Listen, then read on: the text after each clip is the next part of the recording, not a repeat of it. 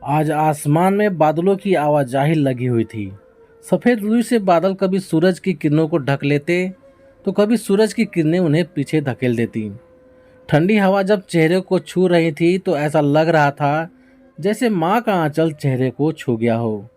चारों ओर जहाँ तक नजर जाए लाल पीले गुलाबी रंग के फूलों की चादर बिछी है। हवा के साथ इन फूलों की खुशबू तो ऐसे सांसों में समा गई मानो जीवन में कभी इत्र की आवश्यकता ही नहीं हो।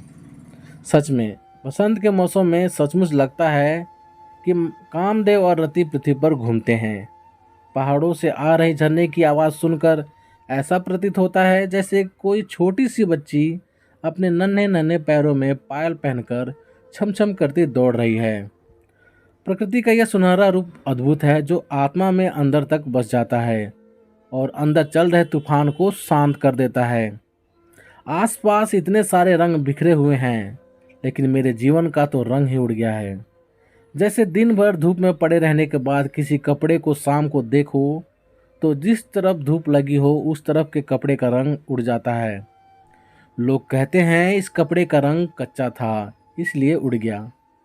तो क्या मेरे जीवन का रंग भी इतना ही कच्चा था? काश समय रहते मैंने अपनी गलती को सुधार लिया होता, अपनी आंखों से अहंकार का पर्दा हटाकर देखा होता तो यह प्रकृति के रंग आज मेरे जीवन में भी होते। मैं शालिनी जिसके जीवन में भी कभी इतने रंग थे कि लोगों को देखकर जलन होती थी। प्यार करने वाला पति, अपने बच्चों की तरह दुलार करने वाले सास ससुर, सहेलियों से ननद और नटखट शरारतों से मन प्रसन्न कर देने वाला देवर। शादी के पहले जब मैं सहेलियों की बातें सुनती कि ससुराल में सास ननद जेठानी की बातें सुनाई पड़ती हैं, सारा दिन बस कामों में लगे रहना पड़ता है, अपनी मर्जी से कुछ कर नहीं सकते, तो लगता था कि क्यों हमारे माता पिता हमें शादी करके ऐसे जेल में भेज देते हैं जहां बिना गलती की सज़ा मिलती है। मैं तो शादी के नाम से ही डरती थी। वैसे तो अगर घर में लड़की पैदा हो जाए तो लोग उदास हो जाते हैं। माँ बताती है कि मेरे जन्म पर घर में लोग इतने खुश थे कि घर में कई दिनों तक उत्सव का माहौल था। पिताजी की भी कोई बहन नहीं थी और दादाजी की भी कोई बहन नहीं थी। मैं भी 3 भाइयों के बाद बड़ी मन्नत से पैदा हुई, इसलिए लोगों का प्यार दुलार मेरे प्रति कुछ ज़्यादा ही था। सबकी लाडली, सबकी दुलारी, जिसे किसी चीज़ के बारे में पूछते ही उसकी लाइन लग जाए। सच परियों की राजकुमारी सा जीवन था। पिताजी जमींदार थे, पैसों की कोई कमी भी नहीं थी, किसी चीज़ के लिए सोचना नहीं पड़ता था कभी। पढ़ाई लिखाई में कभी मन नहीं लगा, बस पिताजी के रुतबे और पैसे के दम पर स्कूल कॉलेज में पास होती गई और डिग्री मिल गई। घर में माँ और दादी हमेशा कहती हैं कि हमारी बेटी तो इतनी सुंदर है कि इसे तो कोई राजकुमार ही ले जाएगा। मुझे आज भी याद है जब पिताजी दादी के पास मुस्कुराते हुए आए और बोले, माँ देखो मेरी बेटी का भाग्य, कल जहाँ हम लोग शादी में गए थे ना, वहाँ एक बड़े व्यापारी भी आए थे। उन्हें हमारी शालिनी उनके बड़े बेटे के लिए पसंद आ गई है। वो लोग शालिनी का रिश्ता मांगने के लिए आना चाहते हैं। ये देखो उनके बेटे विपिन की तस्वीर उन लोगों ने भेजी है। अगर आप लोगों को पसंद हो तो मैं उन लोगों को बुला लेता हूँ। विपिन सच में तस्वीर में बहुत ही स्मार्ट लग रहे थे। सबको एक बार में ही पसंद आ गए और जल्द ही मेरी शादी विपिन से हो गई। मैं भारी भरकम गहनों और साड़ी से लदी विपिन की दुल्हन बनकर उसके घर पहुंची, जहां लोगों ने मुझे बहुत प्यार दिया। शुरू शुरू में तो थोड़ा डर लगा था कि ससुराल है, लेकिन धीरे धीरे विपिन और उनके परिवार के प्यार और अपनेपन से वो भी जाता रहा। वैसे तो वहाँ घर में काम करने के लिए नौकरों की कमी नहीं थी, लेकिन रसोई सासू माँ खुद संभालती थी और मेरी ननद भी उनकी मदद करती थी। मेरे आने पर सासू माँ ने रसोई नहीं छोड़ी, बाकी के घरों की तरह वो पहले की तरह रसोई का काम संभालती थी। मैं बस उनकी मदद कर देती थी। इसी तरह हंसी खेल और प्यार में दिन कब बीत जाता पता ही नहीं चलता। जब मन करता घूमने फिरने, शॉपिंग करने, दोस्तों से मिलने चली जाती। कोई रोक टोक नहीं थी। मुझे तो मायके की भी याद नहीं आती थी। सब कुछ अच्छा चल रहा था कि एक दिन मैंने विपिन को मम्मी जी से कुछ बात करते देखा। लेकिन जब मैं वहाँ गई तो वो दोनों लोग शांत हो गए और विपिन ऑफिस निकल गया। जहाँ घर में नौकरों की फौज थी, वहाँ बस एक ड्राइवर, एक घर का काम करने के लिए और एक माली काका रह गए। मुझे कुछ अजीब सा लग रहा था। मैंने जब पूछा तो विपिन बात को टाल गए। लेकिन कई दिनों से विपिन बहुत टेंशन में लग रहे थे। पापा जी और विपिन अब देर रात तक ऑफिस में रहने लगे। घर में भी जैसे एक तनाव का माहौल रहने लगा। मैं भी यही सोचती बैठी थी कि क्या बात है, घर में सब इतना चुप चुप क्यों हैं। तभी मेरे फ़ोन पर घंटी बजी। मैंने देखा मेरी बहुत ही खास दोस्त का फ़ोन था। फ़ोन पर बात हुई तो उसने बताया कि उसकी सगाई है परसों और उसने मुझे आने के लिए बहुत रिक्वेस्ट भी किया। मुझे तो वैसे भी फंक्शन और पार्टियां बहुत अच्छी लगती हैं, तो मैं जाने की तैयारी में लग गई। कब क्या पहनना है, सारी चीज़ों की मैचिंग है कि नहीं, और ख़ास सगाई के समय पहनने के लिए तो नई ड्रेस खरीदनी है। सब की एक बड़ी सी लिस्ट दिमाग में तैयार करके मैं जल्दी से तैयार हुई और सासू माँ के पास जाकर बोली, मम्मी जी मैं मार्केट जा रही हूँ शॉपिंग करने, मुझे आने में देर हो जाएगी। मेरी सहेली की सगाई है तो उसमें पहनने के लिए नई ड्रेस और नई ज्वेलरी लेनी है। वो भी आ रही है शॉपिंग के लिए, तो थोड़ी देर हो जाएगी। मेरी बातों को सुनकर सासू माँ, जो कि कोई किताब पढ़ रही थी, उसे बंद करते हुए मुझे अपने पास बैठाकर बोली, बेटा अभी पिछले हफ्ते तुम शॉपिंग पर गए थी ना, और कई सारे ड्रेस भी खरीदे थे, उसमें से कुछ पहन लो। सब तो बहुत सुंदर थे, क्या हुआ उन्हें? नहीं, वह सब मैं अपनी सहेलियों को दिखा चुकी हूँ और मुझे कुछ नया और डिजाइनर लेना है ताकि पार्टी में मैं सबसे अलग दिख सकूँ।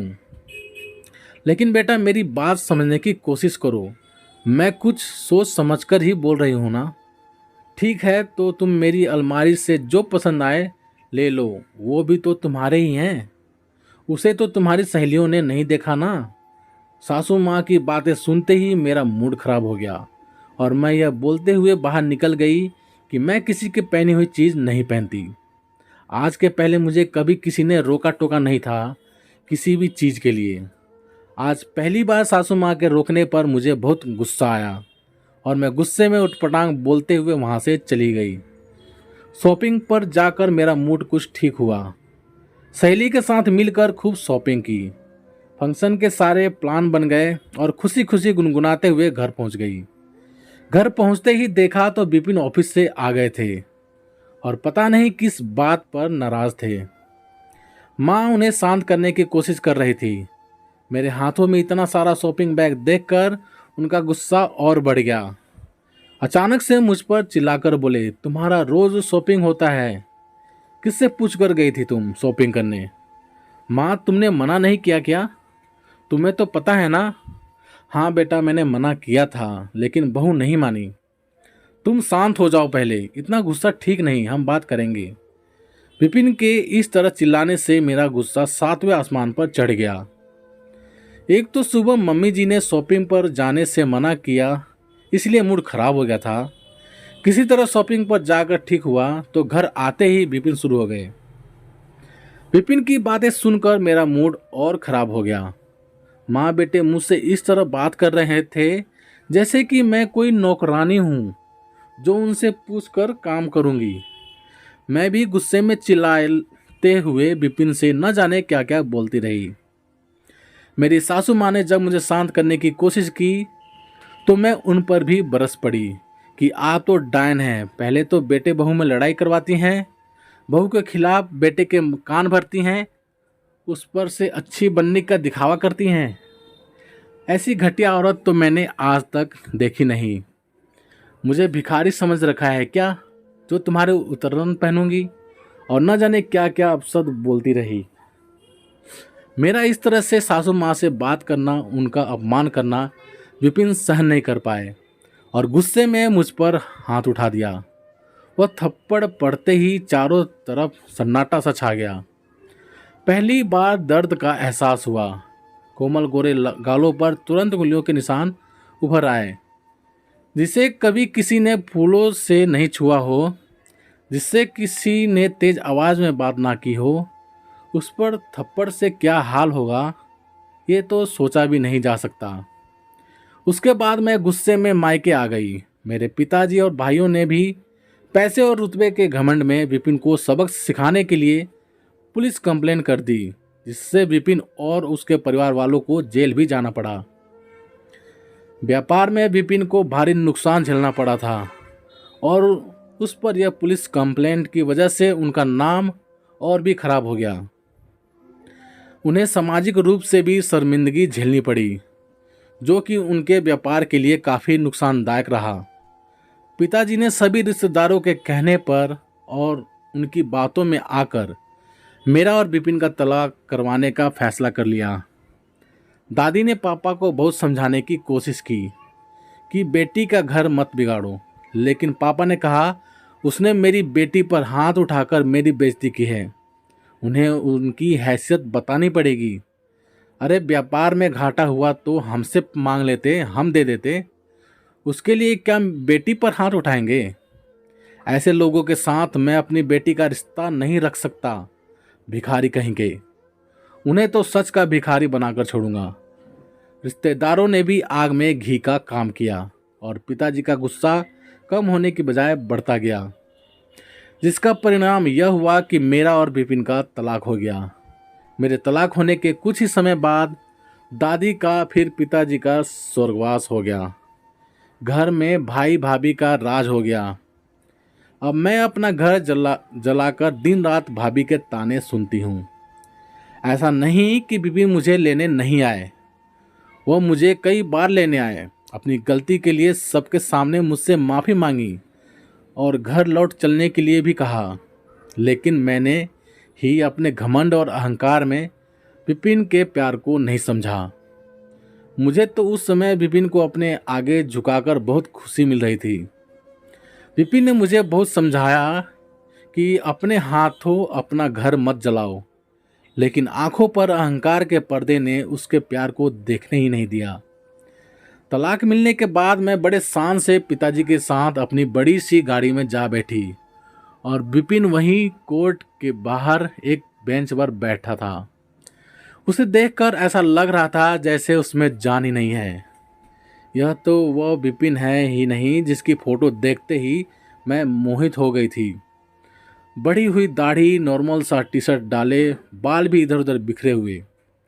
आसपास लोगों की भीड़ होते हुए भी ऐसा लग रहा था जैसे कि वह कहीं दूर है। उसके चेहरे पर मन मोह लेने वाली मुस्कान की जगह चिंता की लकीरें उभर आई थीं। सांवला सलोना मनमोहक रंग अब काला दिख रहा था। उस दिन विपिन को देखकर मन तड़प उठा। मन किया जाकर उसे गले लगा लूं और उसके साथ चली जाऊं, लेकिन तभी मेरे अहंकार ने अचानक अपना सर उठा लिया और मैं पिताजी के साथ घर आ गई। पिताजी जब तक थे बात कुछ और थी, लेकिन अब भाई भाभी के लिए तो मैं एक बोझ ही हूँ। सच कहा जाता है जीवन के रंग को संभालने और संवारने और उसे पक्का करने के लिए धैर्य, सहनशीलता, विश्वास और प्यार की ज़रूरत होती है, क्योंकि झुकता वही है जो प्यार करता है। प्यार में अहंकार नहीं होता। यह बात मुझे इतनी देर से समझ आई कि अब मैं अपनी गलतियों को सुधार नहीं सकती। गलतियां भी वक्त रहते सुधार लिया जाए तो सही होता है। आज विपिन की एक बात मुझे बहुत याद आ रही थी।